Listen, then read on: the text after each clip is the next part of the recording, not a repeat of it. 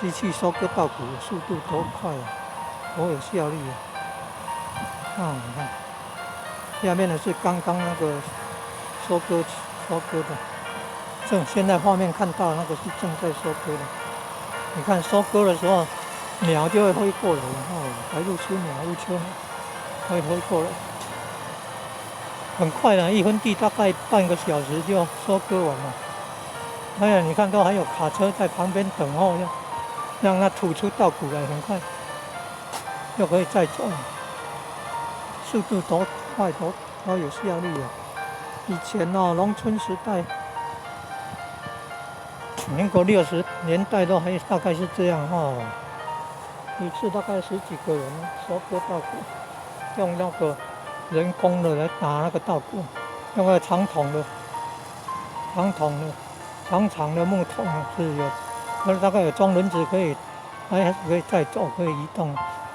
里面有一个木桶子圆形的木转轮它那转轮表面都有用那个金属折成那个V啊倒着插进木轮，然后用脚踩转动那个木轮，然后来打那个稻谷。看它多辛苦啊！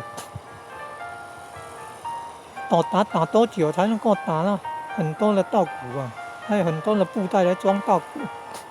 你看现在那个稻谷直接放在那个车子的容器里面，你看，然后再用那个你看吐出来，然后厉害啊！还可以把它吐出来，吐到那个卡车上面再走，效率多高啊！